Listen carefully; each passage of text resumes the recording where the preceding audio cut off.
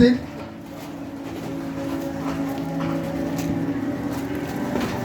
Mark chapter number 15. Mark chapter number 15. Verse number 34. Jesus.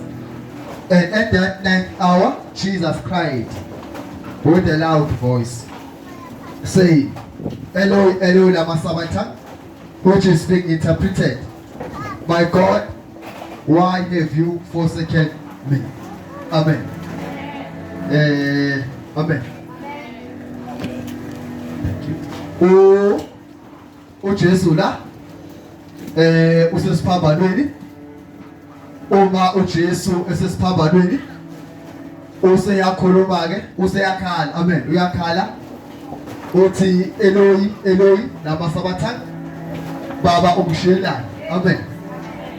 Now masingabuyela nje emuva kancane, uJesu masingambuka nje kancane emuva, uJesu uNkulunkulu. Now uJesu uma eNkulunkulu futhi nakuye kukhona uNkulunkulu konke. Ngamanye amagama uJesu uNkulunkulu futhi uNkulunkulu futhi kuye kukhona uNkulunkulu. Amen. uJesu uNkulunkulu. Ngamanye amagama uma sibuka uBaba sibuka uJesu sibona umuntu oyedwa. uJesu uNkulunkulu. Yonke into ekhona ivele ngaye. Ayikho into ekhona engavelanga ngaye. Ukuthi uJesu uNkulunkulu. Uma uJohane ekhuluma uthi wayekhona konke kwavelayo kwavela ngaye. Amen. Na uJesu ke uma eNkulunkulu ephethe uNkulunkulu bonke, uma ke eseza emhlabeni lithi iBhayibheli wagumula uNkulunkulu. Uma egumula uNkulunkulu waza umuntu. Ngamanye amagama uNkulunkulu lo uNkulunkulu ezulwini ingelosi zonke zamkhothamela. But uma eseza emhlabeni lithi iBhayibheli wagumula uNkulunkulu. Now uma egumula uNkulunkulu lithi iBhayibheli wayesembatha isimo somuntu. Now why Jesu umbatha isimo somuntu? Ukugize emhlabeni ngizophilela umuntu.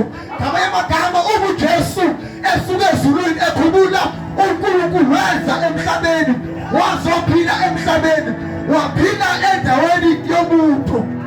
Now uJesu akazange ayiphile impilo yakhe yobuNkulunkulu, but impilo ayiphila impilo yomuntu until azafike esiphambanweni.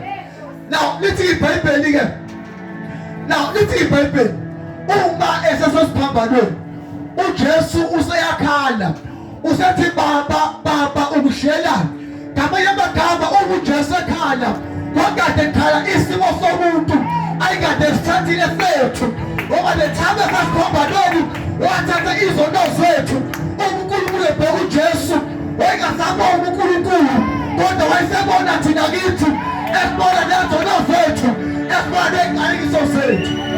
uJesu ekhala ethi Eloi, Eloi, lama sabachthani. Ngamanye amagama uNkulunkulu ebheka uJesu wayebona umuntu enesimo somuntu,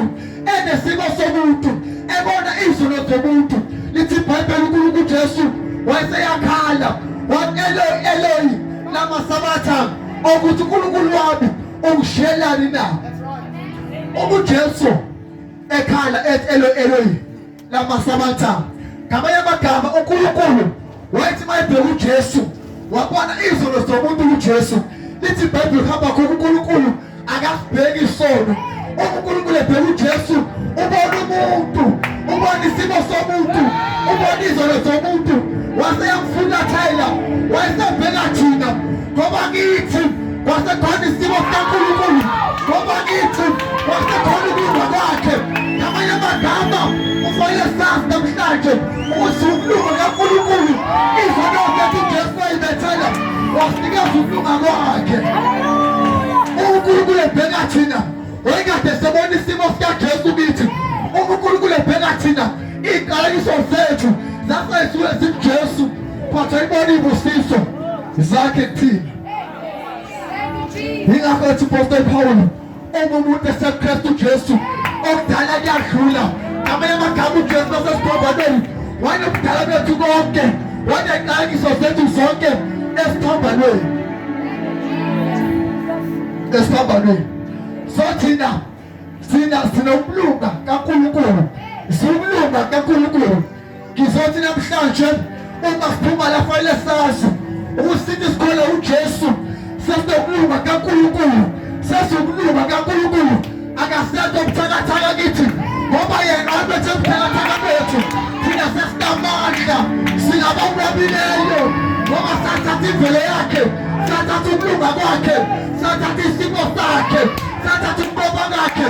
Athi uPostoli Paul, we are more than conquerors. Why we are more than conquerors? It's because Jesus crucified our weaknesses. Wayesenikile wasinikeza ukuqoba kwakhe. So ngizosho njani namhlanje ukuthi ukuthi uNkulunkulu okuJesu ekhala esiphambanweni ethi Baba ungishelani. Yingoba uNkulunkulu wathi mayembheka wabona isimo somuntu, wabona ukungcola komuntu, wabona amandla omuntu, wathi masebheka kuthina wasebona ukulunga kaNkulunkulu.